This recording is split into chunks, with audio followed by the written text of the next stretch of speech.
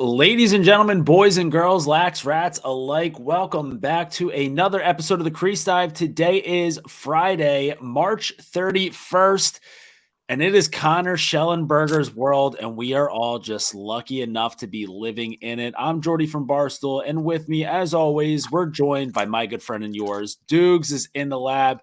Doogs, it was a tough weekend for your Notre Dame Fighting Irish, who got to enjoy maybe – I don't know, what do we want to call it? Maybe like 144 hours as the top team in the country before being on the receiving end of a classic Virginia beatdown at Arlotta. So how we feeling heading into this week? You had to get a loss out of the way. It's not a shocking loss. I think Virginia, Hungry Dogs run faster. Coming off that brutal overtime loss to Maryland. I know it doesn't make sense, but it does make sense. If Virginia won that game, I think Notre Dame wins by 5. I think it's reverse. I think that when you lose a game like that to Maryland, like Virginia did when you lose in embarrassing fashion twice last year, and then you lose again after they lose, like when it's like supposed to be like, all right, now it's our year. I think that they can put a chip on the shoulder for those. I mean, do we just want to jump into that game right away or no? Yeah, I mean, I thought that was a great spin zone right out of the gate. You don't like that loss. Look to be a little. Can you hear me now? I can hear you now. Could you? Okay. Well, I caught it. Listen, I like the spin zone there where we're not blaming Notre Dame on losing at home. As the number one team in the country, we're blaming Maryland for beating Virginia. So that loss isn't on Notre Dame. It's actually Maryland's fault. So that's a good way to look at it. Definitely something that Coach Corrigan might be. I'm sure he's saying the same thing in the locker room. Like, definitely got to be where his mind's at. I mean, listen, maybe not a game that lived up to the billing, especially because the Notre Dame Maryland game at the beginning of March. One of the best games of the season, goes to overtime. Chris Cav sending it to overtime. Pat Cav ending the damn thing. Awesome game. The Virginia-Maryland game the other week, definitely the best game of the season so far. Overtime thriller, crazy saves, Brian Ruppel, the whole show and shebang. This one, I guess it's kind of on us for expecting just 3 incredible games out of these 3 teams in a row. Like, obviously we needed a letdown. This one was a letdown in terms of like the actual gameplay, but also the atmosphere at Arlotta was incredible. So, Dukes, this is, you can take this either way you want to go with it. If you want to talk about the game first, if you want to talk about the atmosphere first. But yeah, obviously the biggest game of the weekend, Virginia getting a 15-10 win over Notre Dame. And it was just the Connor Schellenberger show from start to finish. Yeah, like we were even thinking about going live for the second half of that game, which is something that we're going to start doing now that like college basketball is wrapping up. Do some like afternoon like watch alongs. But I don't even know where to start in general besides one, Xander Dixon is ridiculous. I don't even like, is it fair to even call him underrated, or is he just been putting on show after show? It feels like game after game for the past 2 or 3 years now. I think one of the most underrated shooters in college lacrosse. I think that like, just the way that like Cormier, Shelley gets so much attention, like not even like, I think that they get like, I think that's like, I don't know if it's just a media thing, but I would like to see like how much coaches pay attention to Xander Dixon in the film room, because I feel like he's been so consistent for 3 years now. So I don't want to take anything away from Xander Dixon as a player, but like the hockey brain in me is thinking, so like Sidney Crosby, pretty known for this, where you put anybody on Sidney Crosby's line and all of a sudden they're one of like the top 10 players in the league, like just because they're playing with Crosby, and Crosby makes everyone that he plays with that much better. So like if any other hockey brains are out there listening, like a guy like Jake Gunsel, if he's not playing with Sidney Crosby, is he like that special of a player? Maybe not. But because he's playing with Crosby, he's like just a guy who can kill you at any given notice. So Xander Dixon, if he didn't have Shelley out there with him, is he that special of a player? Could be, but also maybe not. Like maybe the fact that teams have to worry so much about a guy like Connor Schellenberger allows Xander Dixon to then bury them with a quick 6 goals and 1 assist. So that's I don't want that to be twisted. Like I'm saying, Xander Dixon is nothing without Connor Schellenberger, but I'm saying sounds like it kind of does sound like I'm it saying sounds that. like it. Say it. I'm not going to be the one to say it. If anyone clips Give this me out that clip. in a particular way, I'm not going to be the one to say it. But I am going to say that Xander Dixon, maybe here's a good way to say it. He's the perfect player to play with Connor Schellenberger because he's just going to finish everything. I agree with what you're saying. I don't think Xander Dixon is like a guy that like if Schellenberger goes away, he's going to be like, you know what I'm going to do? I'm going to start initiating the offense. Like he can't just take over Schellenberger's role. But yeah, I mean, I think that he's good at what he does, and that's shooting the lacrosse ball and getting it into the back of the net, getting it past the goalie and into the back of the net. Granted, like I think Nunes got a lot of shine for like, oh, like let's calm the fuck down. First off, like I was pissed off on the broadcast when they're like, he was great last year, Nunes. Obviously, he hasn't played well this year thus far, but the way that they were sucking him off on the broadcast, being like he's had a fantastic game. He had like 55% save percentage. It's not like he played out of his mind. He made the saves he was supposed to make. Entenmann, on the other hand, like he was getting lit up on the crease. Shame on the Notre Dame defense for giving them those easy shots. Like I'm not like going off about Xander Dixon having a great game because of this game. It's just in general, and like when you have 6 goals, you have to get some praise. But I thought the shots that Nunes faced versus Entenmann had way harder shots. Like they weren't very savable shots. There's shots that he can save, and you'll be like, wow, that's why he's like the best goalie in college lacrosse. But I don't know. Yeah, I mean, Nunes didn't even have a chance to see where the ball was before it ended up in the back of the net because it was just Schellenberger dodging from X, throwing it above the cage, and then Xander Dixon being open. Not even open by the time that Schellenberger throws it. He like throws it and then like instantaneously Dixon gets open right after that, ends up right in a stick, and then it ends up in the back of the net. Like the perfect player to play with Connor Schellenberger because he's going to draw 2. He's going to draw a slide. He's going to draw at least like 4 sets of eyes on him. And then the moment that those eyes are off Xander Dixon, he just cuts to the perfect spot. Ball ends up in a stick, back of the net. Yeah, I mean, I don't really know if there's enough that I can say about how goddamn dominant Connor Schellenberger was in this game. And I know that he's had some games so far this year where he just hasn't really like completely taken over the game, right? He hasn't just announced that he's the biggest, baddest dude on that field. This was one where like, dude, he had Chris Fake, who's one of the best poles in the country, spinning out there all day, like had no answer to what he was doing. Whether, dude, there were a couple where he's just setting up for Mex, pick is right there, and he sends Fake the opposite way, just denies the pick, plants back hard to his right. Just unbelievable performance out of him. Yeah, the tough showing for the Notre Dame defense. They didn't have much to show in this one. I have a take quick.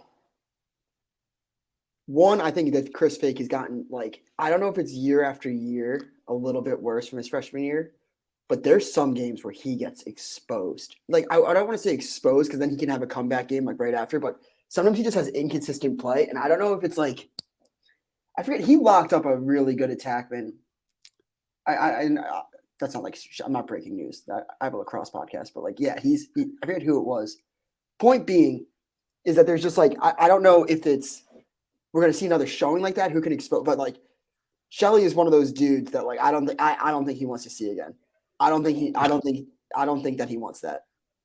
No, like, because like it wasn't even close. Like it wasn't like, he was in his gloves and Shelley was just able to like kind of get away and get a few, like, no, it was like, he just took him to the woodshed, possession after possession. And yeah, what I will say, I think Chris Fake was an unbelievable freshman, but he's also, I don't know, like what was he getting like matchup wise his freshman year? Probably, at the most the second best attackman. maybe sometimes even trying to lock up the third best attackman out there. So, when you keep working your way up and up the depth chart, and now you're tasked with guarding arguably the best lacrosse player on the planet right now, whether it's college or pro. You think so? Dude, I think he does I've said it. I've said this since his freshman year. Yeah, I think he does everything unbelievable. I think that he's unbelievable dodger, unbelievable finisher, unbelievable shooter. Both ends. Rides his dick off. Can play midfield or attack. Play midfield yeah. The only argument is, would you put Brennan? I think Brennan's pretty close. Yeah, I just think that I think if you had, I think this is I don't even know if this. I picked Connor because of what he can do overall. Like, you can just fit him into any offense, and he can be a starter from day one. But I think if you put Brennan and in the PLL, he could be Rookie of the Year. I think he's more like I don't think you can go wrong with either of them. But I think what you said, I think that Shelley does more. So safe. Yeah. He just does way more, and like everything he does is just nasty, where the things that Brennan does are equally as nasty. Maybe the best face dodge on the planet right now, Brennan O'Neill. But yeah, I don't think that he does quite as much as Schellenberger. So I'll give the nod to him there. I'll tell you what, if I could give the Tewaaraton to anybody right now, I'm giving it to the Notre Dame football team, though. Like, that's who gets my vote as the most valuable players in college lacrosse at the moment, because was that game a bit of a letdown overall? Sure. But were the first few minutes of that third quarter the most electric atmosphere in lacrosse that we've seen in quite some time? Absolutely. Doogs, I think you have the clip dialed up here, but let's just show the Notre Dame football team. We got a party at our lot. Boys. It is a 1-goal game. On that area, we got a party at our lot. It is a 1-goal game. I mean, the moment that those boys showed up after their spring practice, they started walking on the hill at Arlada. Like, you knew that we were in for something great. Gave, obviously, the Notre Dame offense a little extra juice. Chris Cav got a great goal there. I think it might have been Chris Cav, and I think they also got a goal from Jake Taylor in the mix there somewhere, where like it was back-to-back goals for Notre Dame. They were made it a 1-goal game. Football team going nuts on the sideline. Mark that down as things you love to see. Just guys being dudes, the epitome of it. I think that Notre Dame football has a lacrosse player on the team. Would that be the first guy to ever play football and lacrosse at Notre Dame? Yes. Nobody else, from my current knowledge. I don't even think. Maybe even a bowl game. Probably. I'd imagine if the first guy to play both football and lacrosse at Notre Dame right now, he probably played in a bowl game at some point. So got to figure out who that guy is. He's probably pretty cool. Let me see. Yes, it seems like they do have a football and lacrosse player. It looks like this guy might be for this upcoming year. Okay. This upcoming year, but I'm sure he looks like he's a running back, Sam Assoff. I definitely botched that. Sam Assoff. But all I know is that kid's probably going to have like a tackle or two, and maybe like even a touchdown in the Fiesta Bowl. Yeah, he has to.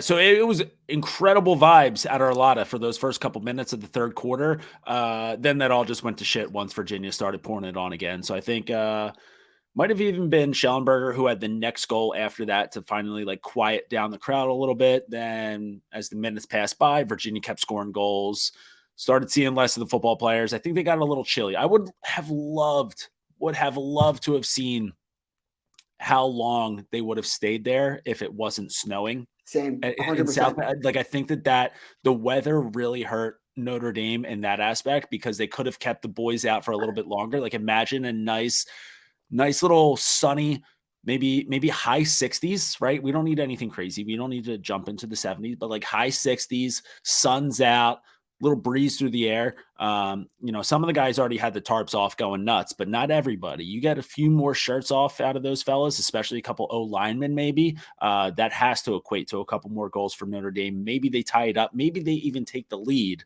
Momentum would be on their side, but yeah, snow kind of killed them there because football team went away not too long after. So I kind of are we still gonna call the Notre Dame football team MVPs, or do they actually hurt Notre Dame as a college for leaving? Yeah. So do they hurt more than help? Well, so here, I think that they left some to be desired. I don't think that they hurt. They left before dinner got there. They had the appetizers and they ran. Yeah, I mean that bill comes. You know that bill's coming. You got to skip out. You got to head alligator to the arms. Yeah. They couldn't reach for the bill. Yep. Yeah, it's gotta listen. There's gonna be a rematch. I believe that they play the end of April, right? I think that I'm not mistaken on that one. And hopefully, yeah.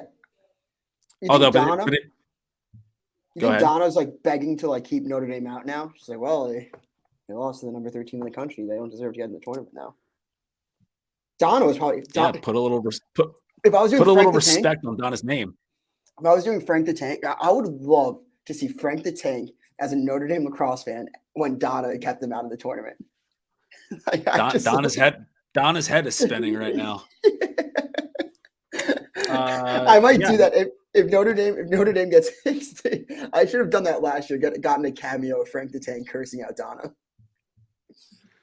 Donna's head is spinning. And speaking of football lacrosse players, shout out to Ricky Miezon for getting another goal to his stat list for the season. Speaking of Donna, go ahead. Any closing remarks? Yeah, closing remark. Jack Mack, the TikTok star. He made a TikTok about Ricky Miezon. I just want to shout him out. If you haven't seen it, go follow him. He's a stud, #1 journalist on TikTok. He had a TikTok that Ricky Miezon owns Notre Dame as a whole. In the fall, Stanford upset Notre Dame at South Bend. He had 2 tackles and like maybe 2 tackles for a loss or something.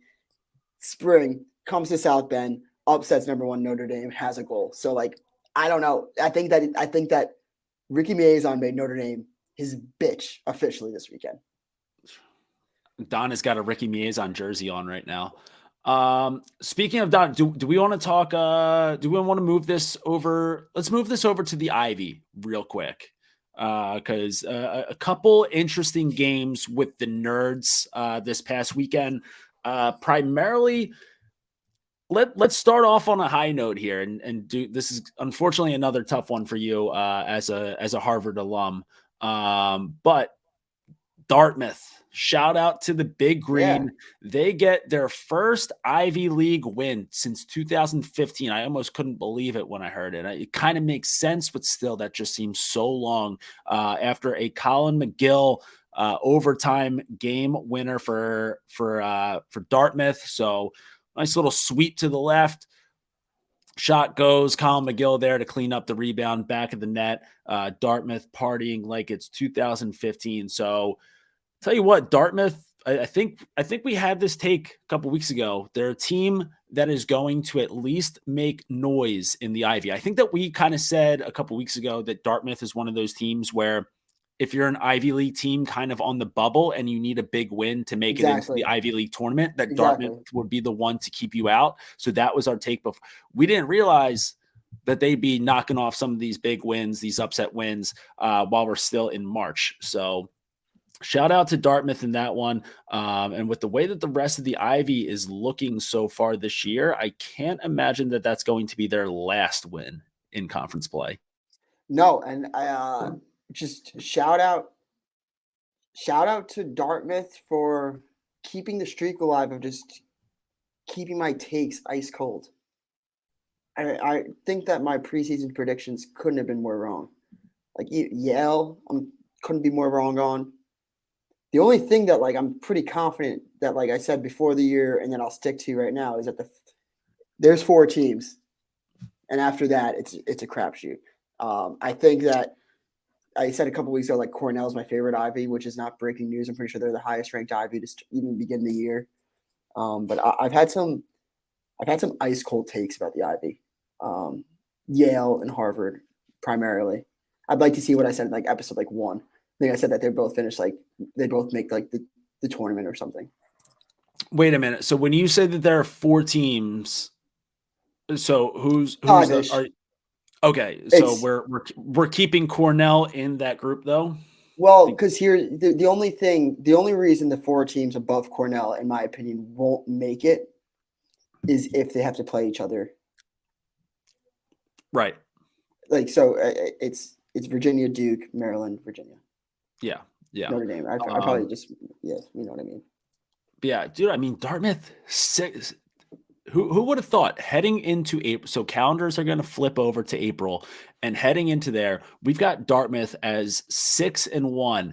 Their only loss now, granted, they got their fucking dicks kicked in, 25-7 loss to North Carolina. But other than that, they knock off Merrimack, Ho Crow, Siena, Hobart. Not world beaters there or anything like that, but those aren't like teams that everyone's expecting Dartmouth to beat. Took care of business there, and then. Yeah, the 10-9 overtime win over Harvard to start Ivy League conference play. So big fan of Dartmouth right now, and especially getting the job done with a Philly boy, Colin McGill. Yeah, and it's good to see a program like, I mean, not like, I don't think in my lifetime Dartmouth's ever been good. No. I don't know. I didn't know if they were like good at some point. You're not like much older than me. They sent me a recruiting letter and I wasn't any good, so they couldn't have been that great. One time I got a recruiting letter from Dartmouth and like some exactly. Like so there Washington and Lee, and I was like a sophomore, junior, and I lied about my GPA. Have I ever told this story? I do feel like I remember hearing that you also got a letter from, but I didn't hear the GPA story. So how in depth did you go into lying about it? Did you just write it down, or did you forge anything? I think we're past in my recruiting when I went to like the showcase and stuff. I wrote down like I had like a 3.8 GPA like sophomore year, thinking that nobody would fucking check this. And then when they like are like, all right, like send the transcripts, they were just like, dude, you are. You know you're not smart, right? Like, so you just fibbed a little bit. I looked like such an asshole. Like the coaches that were like helping me out were like, "Why would you lie?" Like now, like these coaches know each other. But yeah, I lied about how smart I was because I thought that nobody would check it out. Well, and that's how you ended up at Harvard. All right. Well, so while Dartmouth is thriving, dude, Yale. What are we gonna do about Yale?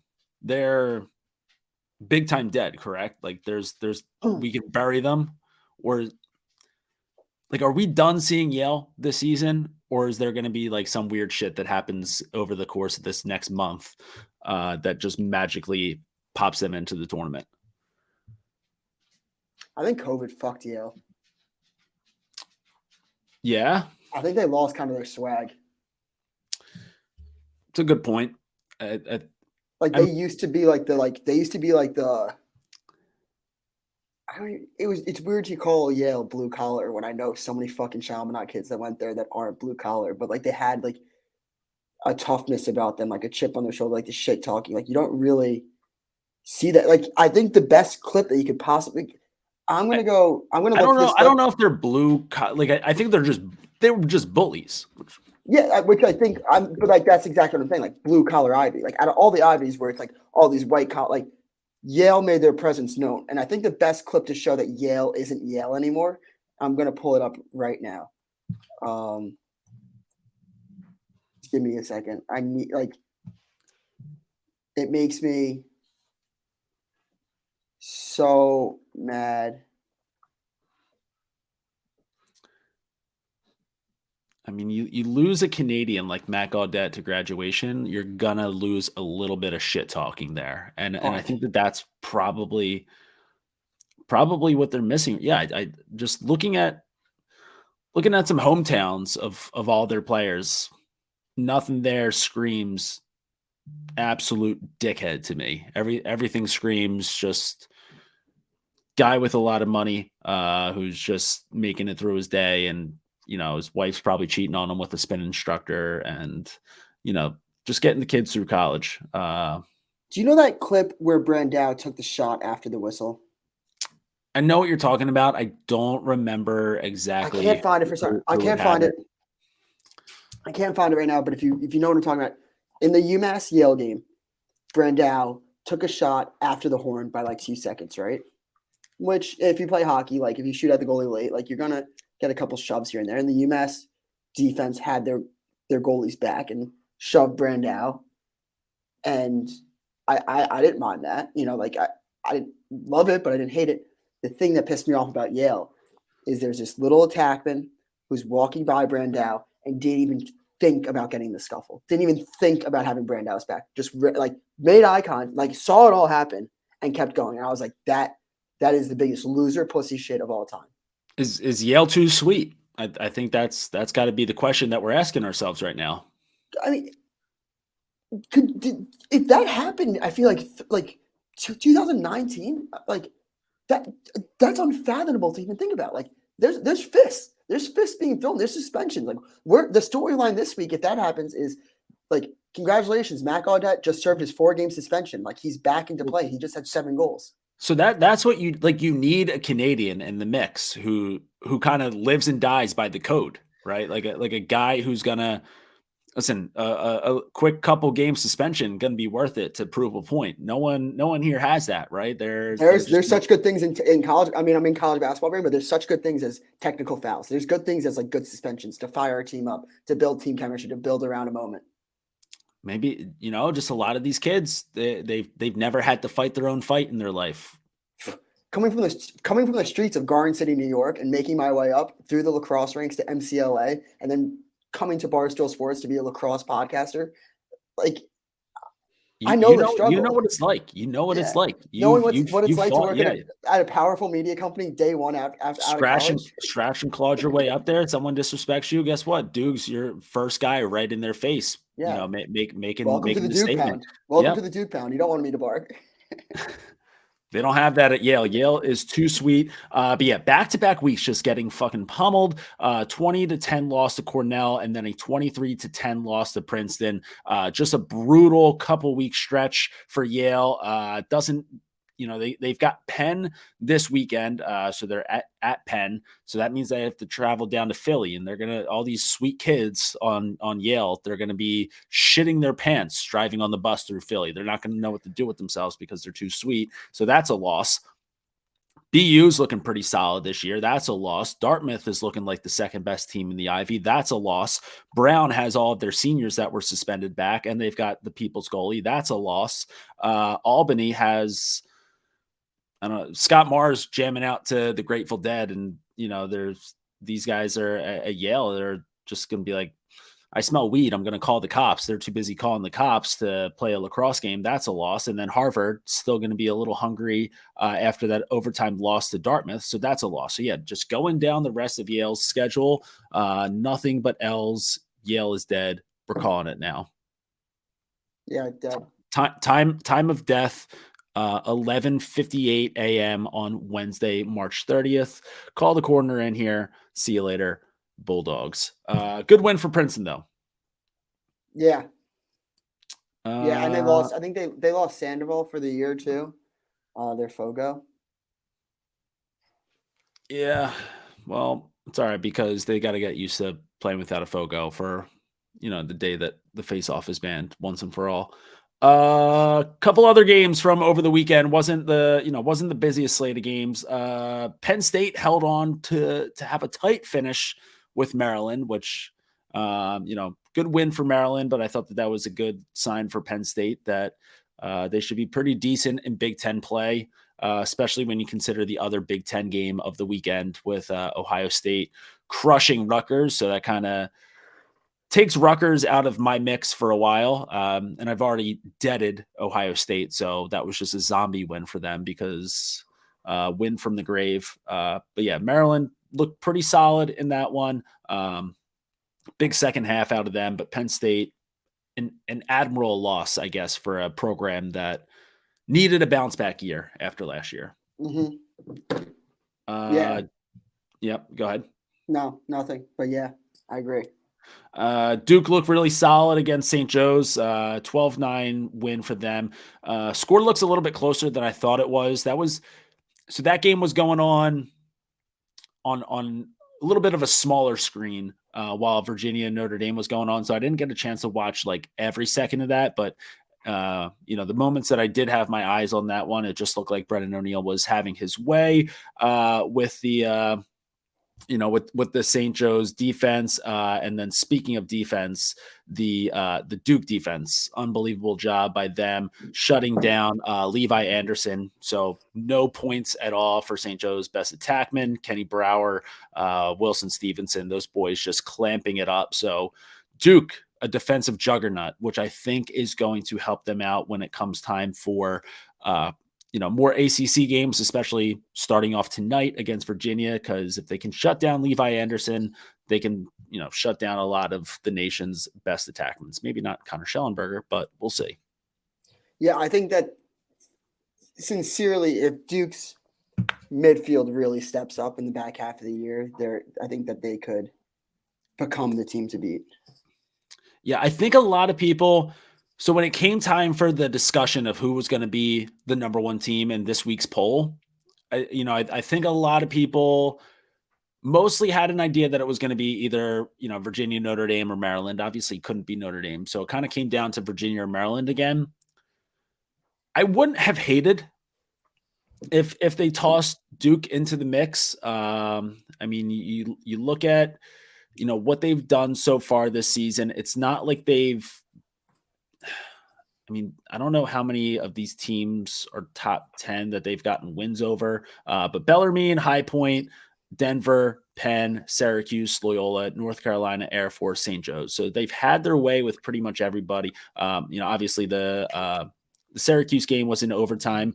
Penn game was score was closer than it actually was. And then they had that loss to Jacksonville, which is that was part of the script. So it's not like you can really hold that loss against them. So I wouldn't have hated Duke getting the first spot in the poll this week.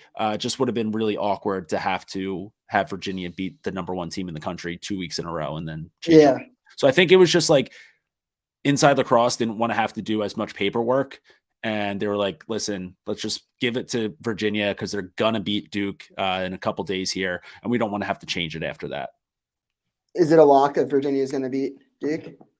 I think so, but I also think that Duke would have been worthy of the first spot in the poll if they didn't have Virginia coming up this week. And I think that they would have had the first spot in the poll, and I think that they would have held on to it for however long it would take them to then have a game against Virginia. Fair. Anything else from the week? There's one other game that I would like to talk about, but we can get to that when it comes time for buy sell. Ohio State Rutgers, kind of like briefly mentioned it, but I mean, what an egg dropped by Rutgers in that game. Really a waste of a Sunday night for me. I was hoping that I could trust Rutgers this year. Where'd you go? Oh, there you are. Oh, there I am. I was hoping that I could trust Rutgers maybe for the first time in my life. But no, I mean, they prove Rutgers is who we thought they were. Why did I get hate? Did you see this I got hate on Twitter for call. I said, did you see this in the mentions? Somebody was like, last episode, I said, if Bielma or what was what's his fucking name? I don't know why I just said Bielma. Brian Brecht. Brian Brecht. Yeah. The BBs confused me. Brian Brecht, I said, if he makes another run at the Final Four, he's a top 2 coach. And that just because I was saying Rutgers, and then all of a sudden Rutgers loses, which I said, we're going to Rutgers. I'll wait for them to beat Ohio State to say anything about them. They didn't. So whatever. I got hate for saying something that hypothetical. You cannot get mad at me about hypotheticals. Yeah, I mean, I think that you clearly stated that if they make it to another Final Four, and then here's the thing. That's still a good take. That's a great take. It's still up in the air too. Still up in the air. It could happen. So Won't sick. happen. It could happen. It No, won't I happen. think Also, that thank God. And how fucking this goes on about like my cold fucking takes. I think I sold the Ohio defense last week, and then all of a sudden they fucking they shut down Rutgers offense. Yeah, so I mean, Ross Scott not finding the stat sheet at all in that game. I think it was a really good game. It was a fine game out of Ohio State's defense, no doubt about it. Like, I think that those guys finally played the way that they're capable of playing, but I also think it was just an absolute dog shit game from Rutgers. Yeah, I still think that I don't know if it's I still stick by this individually. Obviously, like I think the defensive players stick for himself, but something collectively hasn't clicked all year. Maybe they can turn the corner right now. I'm not sure, but like, yeah, I think that Bobby Van Buren is who he is who we thought he was, a menace, a beast. Yeah, I've hated on Ohio State enough this year, and I've called them dead enough times that I'm just really hoping that they don't turn the corner. I need them to be dead because I need that take to last. So I'm going to do whatever is in my power to make sure that Ohio State sucks this year, and not giving them any credit at all for a big win over Rutgers is just part of that plan. The other game on Sunday, Cornell taking down Penn 18-12, just further proving that they are the best team in the Ivy. No one else is really particularly close right now besides Dartmouth. Only loss on the year to Penn State, but I think that was just another script loss. So, there's a take. Do you think that CJ Kirst is somehow like unbelievably good at scoring the ball? Yes, I do. Unbelievably underrated. Oh, unbelievably underrated. The fact that he's like, I get like you can put me in the fault for this. I guess you could put you in the fault, like us collectively, like hand up. Like, should we start the curse for Heisman? I mean, her curse for Toritano. Shit. Well, it's the Heisman of lacrosse, as everybody knows. But then now I'm gonna get hate for it. Yeah, I think that he is. I guess I don't think that he's forgotten at all. Like, I think that everyone, I think like every single week there's like a TLN post about like CJ Kirst has like another like 6 goals and he's late, but like, yeah, I don't know. Like, I think he's right there with everybody. I'll tell you what, he is underrated because I think like the original in the beginning of the season, I think it was like Schellenberger, O'Neal, and then people were like Brandow or Hanley. And it's like, no. Kavanaugh. Kavanaugh. Okay, and here's the thing. Like, I think like one of the Kavanaughs belongs in that conversation for sure. Yeah, I'm willing to say underrated because I do think the beginning of the season, everyone's talking about like the first couple names that we heard out of the Ivy League were Brandow and Sam Hanley. CJ Kirst is the best player in that conference. Like, if he's not Ivy League player of the year, then it's either got to be like Gavin Adler or Chase Erlin, but if it at least offensive player of the year. Yeah. And like, it's like just crazy that he wasn't in the conversation to begin with when he was the best player on a Final Four team that basically returned everybody. Yeah, I think everyone was just like that dude's a mutant. Like, there's no way he can just keep like there's no way that the mutant can just keep growing and keep getting better. And then all of a sudden, 34 goals, 7 assists. Yeah, Cornell is dirty. Yeah, also a huge, just not like not a coming out party year for Billy Coyle because he's had big years in the past, but definitely, Billy Coyle, really even-keeled player, 17-12 on the year so far. So the emergence of him as one of the best, attackmen in the conference, also helping Cornell's case. Do you think that? Did you see like the thing that Sam Hanley might come back, or like how it's making waves? Yeah, where he said that it's his really specified that it's his last year playing at Penn. So the what does doors that mean? Meaning that the door is open for him to it's not his last year of college lacrosse, that he could end up transferring. So I don't know. Do we need to see him more? Like, what's he gonna do? Go to Georgetown? And then now here's the thing. Well, I guess he's an Oregon guy, so doesn't really have many ties. But like, imagine him staying in Philly, transferring to St. Joe's, and then we get Sam Hanley and Levi Anderson on the same team. Could you did you happen to see anything in the Barstool world about Rico Bosco being the program killer? Yes, How I have. Rico. Sorry for anyone out there. This is a guy named Rico Bosco, works at Barstool Sports. He is a friend, a colleague, and a psychopath. And he's the best. But he keeps on rooting for these teams during the tournament, and they keep on losing.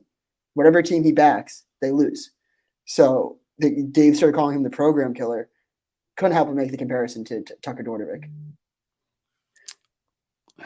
People are saying, have you ever seen Rico Bosco and Tucker Dordevic in the same room at the same time? In the same room? Yeah. But yeah, I think that's pretty much all the big ones from the past weekend and week of college lacrosse. Do we want to get into any segments? Yeah. Why don't we do Weight Room of the Week, presented by Shark Chalk? All right, Weight Room of the Week presented by Shark Chalk. For all you gym heads out there, you guys like to get a little workout in, maybe a couple times throughout the week, stay fit, stay in shape. That way we can spend all Saturday and Sunday afternoons sitting on the couch and not getting fat watching lacrosse. You heading into the gym, maybe you're doing some hang cleans, some pull-ups, some what have you. You need a little extra grip on your hands. You don't want to be the guy who shows up to the gym and just chalks up the entire place, has it all covered in white dust everywhere. Your clothes get all dusty. You look like a jackass. So how about you switch over to Shark Chalk? It is a new liquid form of gym chalk. It's going to give you better grip. It's going to leave less of a mess. It's just going to be a whole lot more efficient for your workout. So sharkchalk.com, head over there. They've got plenty of products. And when you pick up an order, you can put in promo code LAX20 at checkout for 20% off of your next order. So Weight Room of the Week, given to the biggest, baddest dudes in college lacrosse over the past week. Dudes, I'm going to start this off right here because I've got probably 50 to 60 guys to hand this award out to, and it is going to be the entire rosters of Siena and Canisius. So they just played on Wednesday in just nice little snow blizzard conditions up in upstate New York. So Siena, Canisius, listen, these types of games, this type of weather, maybe you expect it in the beginning of the season. You can mentally prepare yourself to play in this weather in February. But the very end of March, you're hoping that sun's out. You're hoping to at least crack the 50s. And the fact that you have to play in a nice little blizzardy condition, all those guys deserve Weight Room of the Week for putting up with that. College lacrosse, spring sport. This game started and it was windy, but it was clear. Now here at the Dembski Sports Complex in downtown Buffalo, New York, the game is still windy and not clear.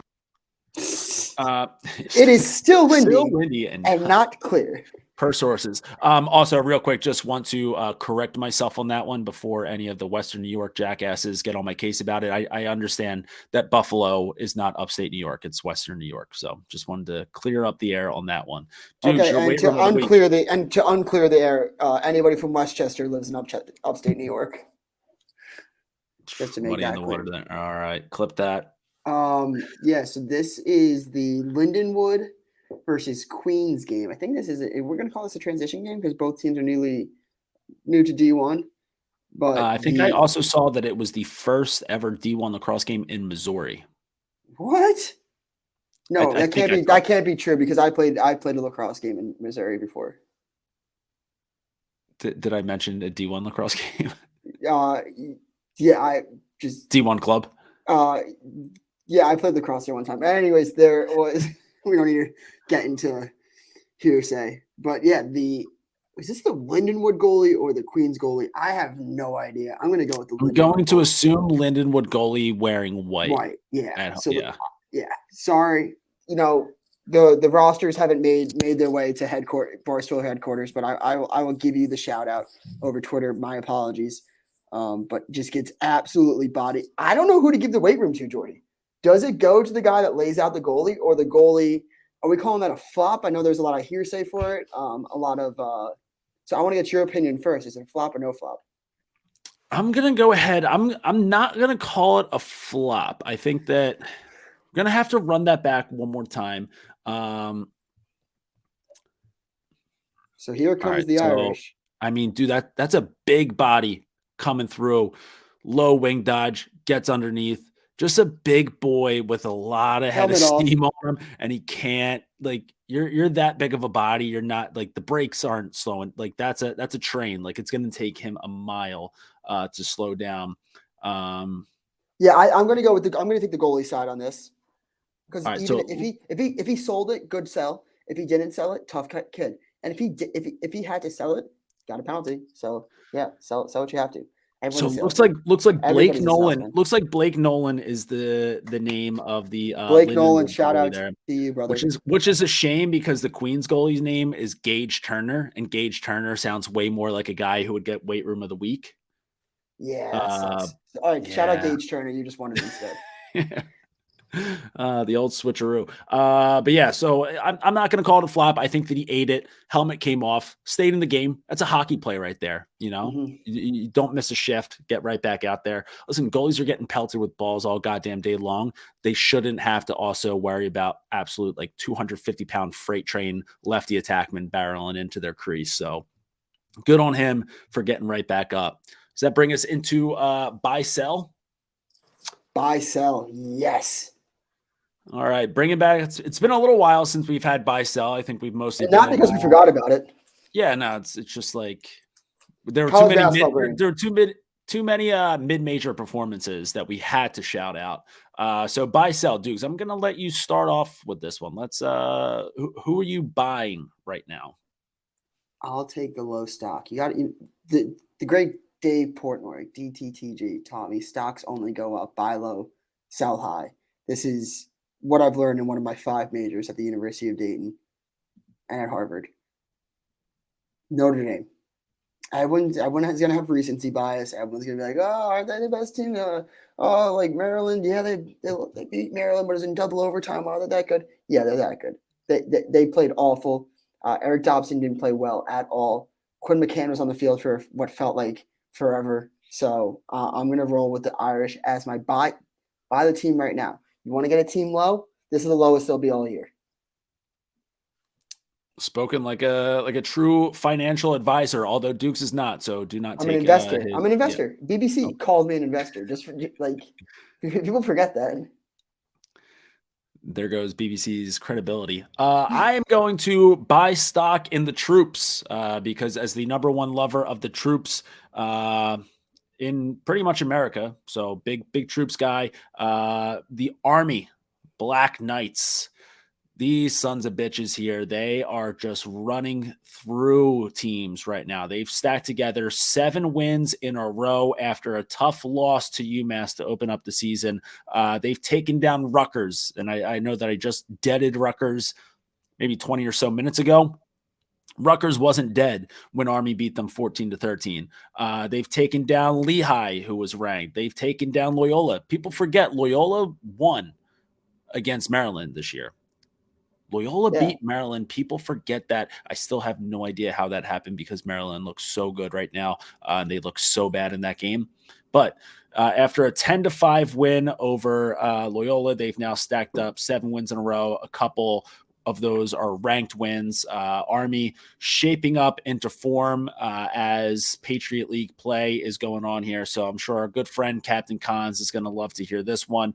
But yeah, they've got Bucknell, Colgate, Cornell, Navy, Boston left on the schedule. At least 4 wins there. Going to be rolling into the Patriot League tournament probably as a top 1 or 2 seed. I like the way that Army's playing right now. Can see them being a dangerous team to face come tournament time. Because you don't want to beat the troops because that just makes you a communist son of a bitch. Can't be doing that. So I'm buying Army right now. I am going to sell Lacrosse Twitter. Good. Finally. I don't think that I'm revolutionizing anything. But the amount of cringe and the amount of people that think that their opinion on a sport that they're mediocre at is infuriating. Nobody cares that you play Division II. Nobody cares that you play Division III. The only people that are smart on Twitter are Deemer Class, Larkin Kemp, and like a handful of others that are active.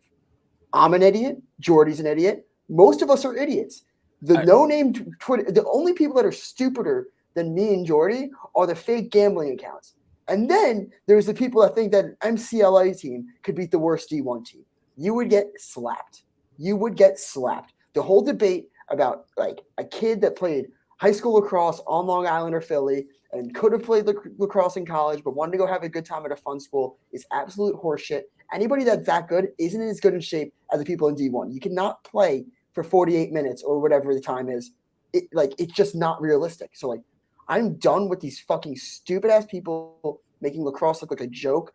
I hate the burner accounts, and I hate the people that give out their shitty gambling picks. Nobody gives a fuck that your friend plays on whatever X team and that you know the backup goalie and he said you're going to cover the spread. Nobody cares. Nobody cares. And I'm so done with these takes. I'm done with the DMs. I'm done with everything. I would like to add, I would love to add Jules into the mix of guys who are actually smart about lacrosse. So Jules, Deemer, Larkin, everyone else, idiot. I'm also glad that you mentioned that we are both idiots when talking about that, because it would have been really awkward if you went on that whole rant and then it just ended up being like just a total lack of self-awareness on our part there. So yeah, I mean, I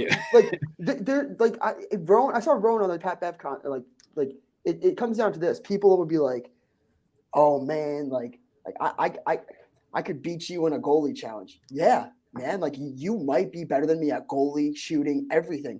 What I'm good at is being a fan. I have a fan's perspective.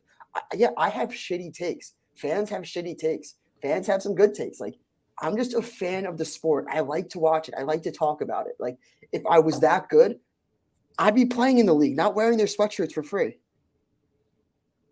But, you know, that was a flex, by the way, that I got the sweatshirt for free. Thanks for this at Sixes.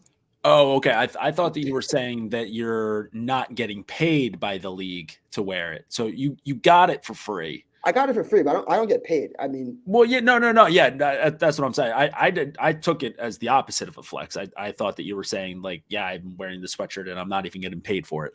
No, I mean, yeah, that's that also as well. But I agree. Lax Twitter. Listen, there's good and bad, and there's just unfortunately a whole lot more bad. But we're getting there. But yeah, everyone with a burner account or if you've got locks on a just a random Wednesday afternoon ASUN game, we don't give a fuck. Call 1-800-GAMBLER. Yeah, exactly. Please wager responsibly. I'm gonna sell the nerds, selling the Ivy League. I've seen enough. It's a 2-team conference. And it is Cornell and Dartmouth. Everybody else, just why bother coming out? If Yale's just getting their shit kicked in by Princeton, Harvard's losing in overtime to Dartmouth. Cornell doesn't even have to break a sweat against Penn. Brown maybe a little bit back now that they've got. They've got through some suspensions, so they had a nice little win over UNC, but still Brown might not be Bruno's year. So I'm going to go ahead and sell the Ivy League besides Cornell. So Donna, you can suck it. Your league stinks. You guys got 5 teams in the tournament last year? Charity case. You guys, the Ivy League should be a 1 conference team come tournament selection this year. Yep, agree. Cool. All right. Well, then that brings us into our weekend preview. Now, before we get into some of the games at the NCAA D1 level, let's talk real quick about the NCL starting up their season. That is Next Collegiate League. So what this is, it is 8 HBCU teams, and they will be playing 6s format. So we've got my Delaware State Hornets right here looking to run it back as they were 2022 NCL champions last year. Dynasty in the making here. But so let's see who we have here. We've got Delaware State, Lincoln, Norfolk State, University of Maryland, Eastern Shore, Morgan State, Bowie State, Howard, and CSU. So these 8 HBCU teams are all playing. Starts up this weekend. It starts on Sunday, April 2nd. We're going to be having 8 games on the day. So 11 a.m. to 6 p.m. All 8 teams are going to be playing 2 different games. Starts off with Delaware State versus Lincoln. So shout out to the NCL getting their season started. Of course, I like Delaware State, the Hornets, coming away with a couple big wins in week 1. Doogs, yeah. So, all right. So right there, we are the number 1 Delaware State Hornets podcast. They actually were at. I'm pretty sure that they were at the. No, I know for a fact. Actually, they were at the PLL sixes. I talked to a couple of their players. They talked about like how they play sixes. They actually gave me some insight into their strategies and like what their experiences were. So it was cool chatting it up with them. Yeah. I will. So all these games are being played at Tierney Field at the USA Lacrosse Complex. I believe if you aren't going to be there at the game, it's broadcasted on NLSE TV. So, I mean, I think that's on some cable providers. You could probably also find a way to stream it on like Fubo TV or whatever. But what I do want to say, but like before their season kicks off, like I will say the conversation around sixes, especially during the PLL championship series, everyone's like, all right, like where does sixes factor into the future of lacrosse?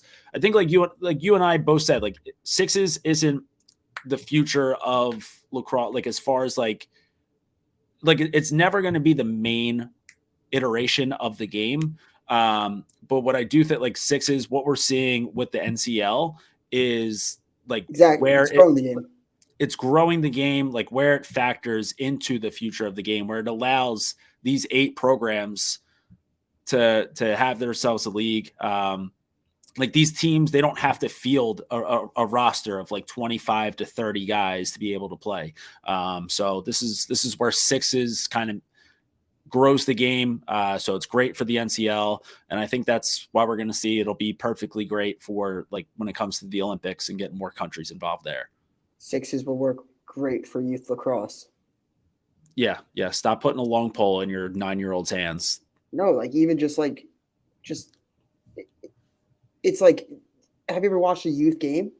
Like if you're like, I'd like ref like fifth graders, 4th graders, and the ball will sit down on one side of the field, and the kid will try to run 100 yards. It's like it takes up half the game.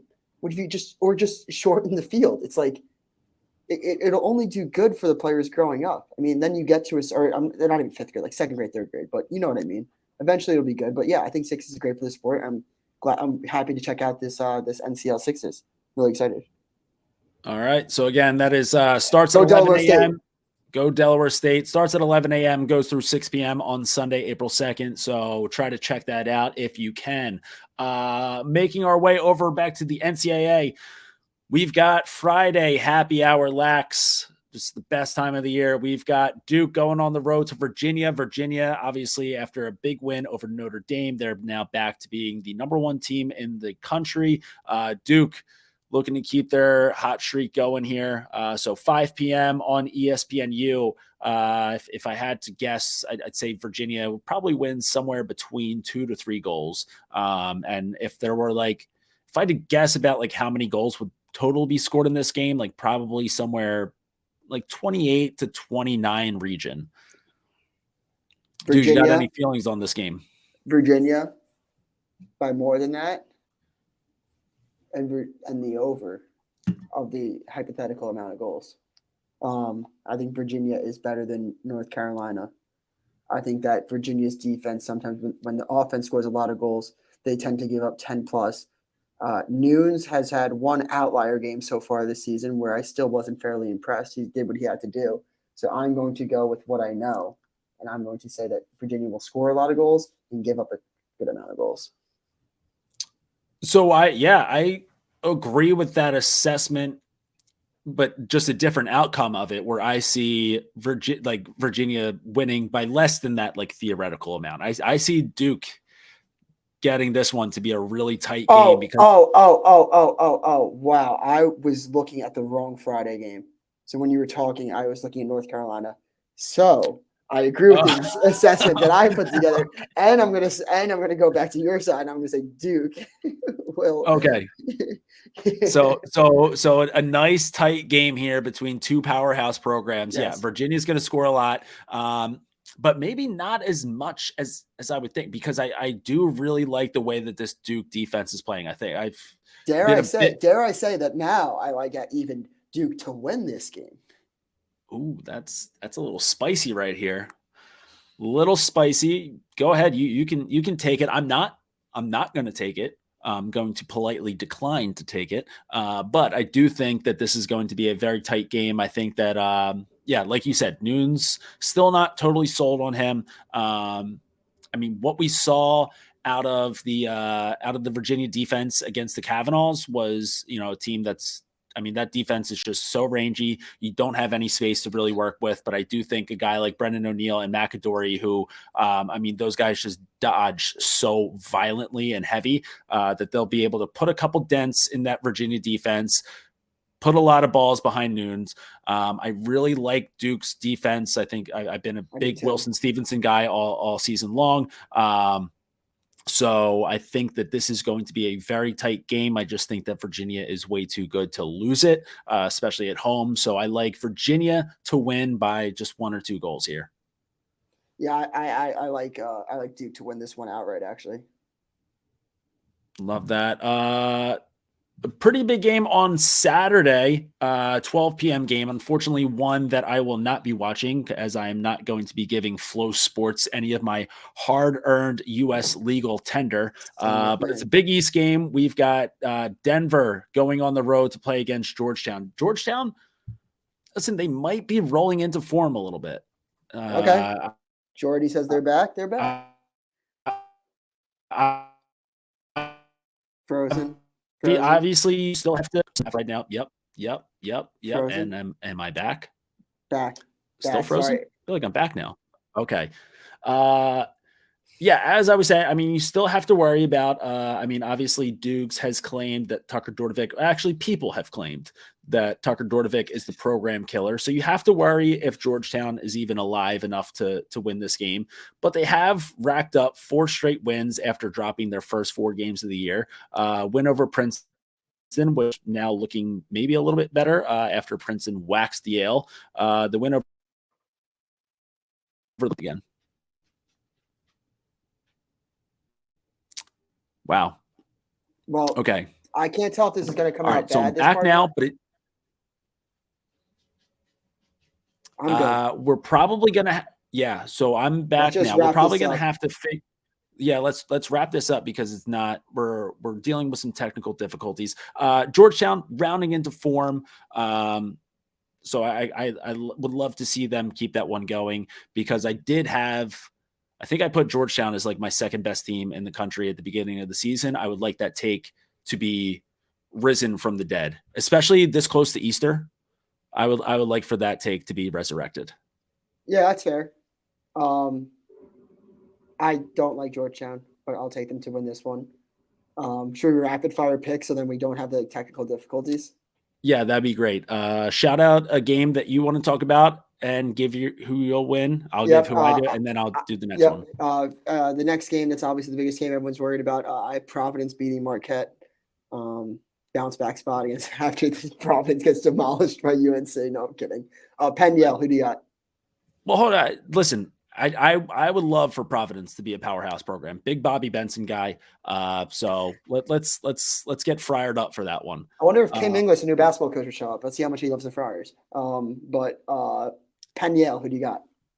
I've got Penn in that one. Home game, kind of mentioned before. Yale kid's going to be a little too scared to drive that bus through Philly. Sam Hanley just going to run through the super sweet Yale defense. So Penn, and probably by like at least 2 goals. Fair. All right. What about let's go to 2 p.m. slot on the ACC network. So one where the whole family can watch. We've got Syracuse hosting Notre Dame. Notre Dame trying to bounce back from that pretty ugly loss to Virginia. This seems like a tough spot for Syracuse to find themselves in, especially because, listen, Pat Kavanaugh legitimately owns the Carrier Dome. I'm sorry I couldn't even let you finish your sentence. This is going to be Notre Dame by 10 plus. It's not even going to be close. But does he own the JMA Wireless Dome? Ernie Davis Field is his bitch. Well, so do you see Notre Dame winning by, let's say, 10 like plus. 5 goals? Okay. 10 plus. All right. Well, 10 Notre Dame by 5 would be the guesstimate on that one. And Chris Fake, his perfect matchup, in my opinion, is a guy like Joey Spallina. If that's the matchup. All right. I also really like Notre Dame in that one, and I like them big. What other game you got here? Hopkins Rutgers. Really like this one. Yeah. Who's more dead? When they're not dead, but kind of dead. This should be a loser goes home.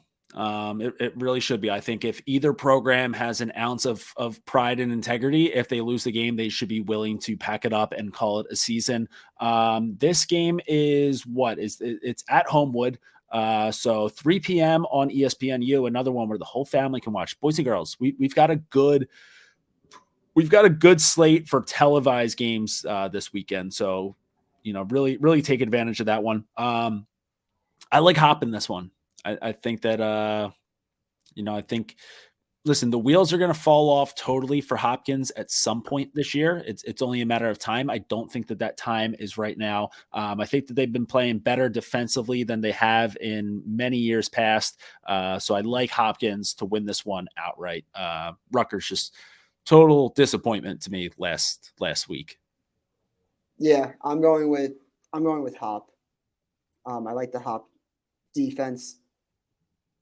I think that if Ohio State could give them struggles, so could Hopkins. So I'm rolling with Hop. Yep. Another Big Ten matchup. This is the Sunday game. So Sunday at noon, Penn State, Ohio State.